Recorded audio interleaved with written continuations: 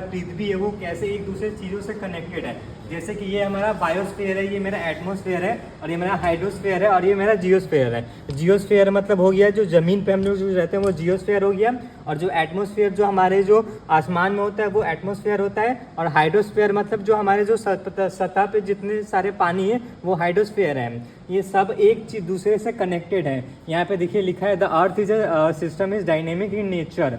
जो अर्थ का जो सिस्टम है वो इन सारे नेचरों से घिरा हुआ है। आप यहाँ पे देख सकते हैं, यहाँ पे इसका सारा पार्ट में दिया है। पहले एटमॉस्फेयर, किसोफेयर, बाइसोफेयर, जियोस्फेयर। फिर यहाँ पे हम दूसरा पार्ट में आते हैं।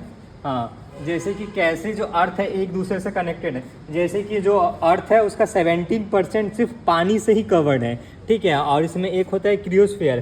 क्रियोस्फीयर में बहुत सारे जो बर्फ होते हैं उसके जो चट्टान होते हैं बहुत सारे होते हैं, जो कि 0 डिग्री सेल्सियस का होता है।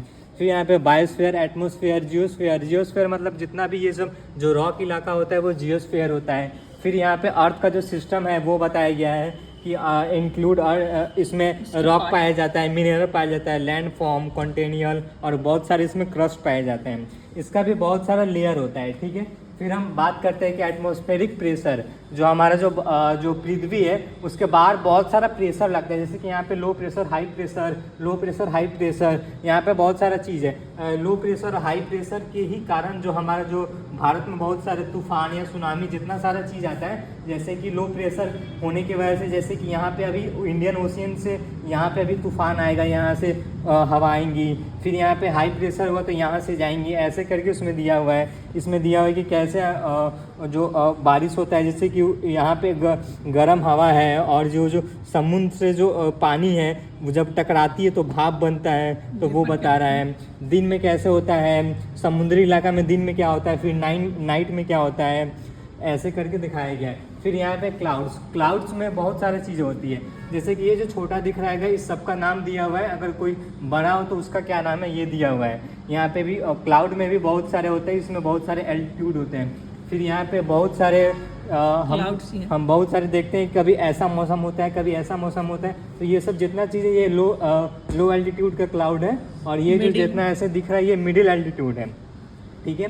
फिर हम बात करते हैं कि जो हमारा जो पृथ्वी है वो उसमें जैसे कि जो सबसे बाहर वाला जो लेयर है वो क्रस्ट है 0 से 100 किलोमीटर तक। फिर उसके बाद आपका मेंटल पड़ता है, फिर उसके बाद कोर, फिर उसके बाद लिथोस्फीयर, एंथोस्फीयर, मेसोस्फीयर, फिर आउटर कोर, फिर इनर कोर होता है। यहाँ पे सारे कोर के बारे में दिया गया हुआ है।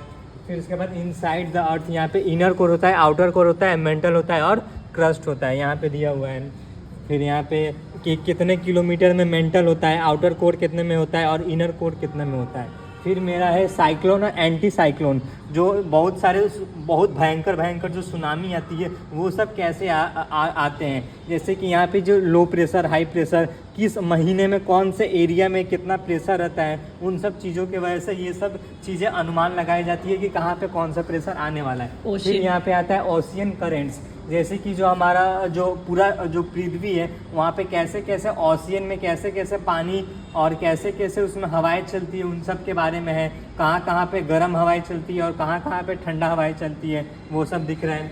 फिर यहाँ पे आते हैं तो ग्लोबल क्लाइमेट चेंज, जैसे कि हमारा जो मौसम जो कैसे अनुमान लगाया जाता है, कैसे मालूम चलता है, वो बताया गया है, ठीक है। फिर हम आगे आते हैं तो यहाँ पे ग्लोबल क्लाइमेट चेंज, जैसे कहीं पे सुखाड़ पड़ जाता है तो कहीं पे पानी हो जाता है, ये सब कैसे होता है, क्लाइमेट कैसे चेंज करता है, ये सब दिखाया गया है। फिर यहाँ पे vegetation around the global world, पूरे जो वर्ल्ड में वो जो जैसे कि पेड़ पौधे में कैसे, जैसे कि जो अर्थ है उसका जो पूरा ऊपर वाला इलाका है वो कोल्ड में आता है, और जो नीचे वाला ये आर्कटिक टुंड्रा होता है, और ये जो वाला दिख रहा है ये एवरग्रीन एरिया होता है, और साइड में कोल्ड डेजर्ट पड़ता है। और जो बीच वाला दिख रहा है ये टेम्परेचर, इसमें बहुत सारा फॉरेस्ट होता है, ठीक है, और ये टेम्परेचर को कंट्रोल करने में काम करता है। इसीलिए हमें पर्यावरण का सुरक्षा करना चाहिए। हाँ, इसी वजह से हमें पर्यावरण की सुरक्षा करना चाहिए ताकि जो हीट है वो कम हो। एयर ट्रैफिक, फिर यहाँ पे एयर ट्रैफिक, जो हवाई जहाज उड़ती है, हाँ, और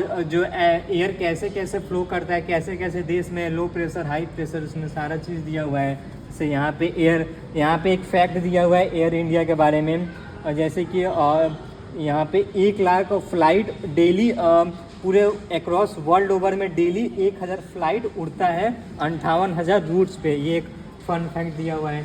फिर यहाँ पे मैरीन ट्रैफिक अराउंड इन अर्थ पैसियन दिया हुआ है कि ऐसे कौन कौन सा जगह पे कौन कौन सा आपका ट्रैफिक होता है। यहाँ पे बहुत सारा चीज़ें दिया हुआ है।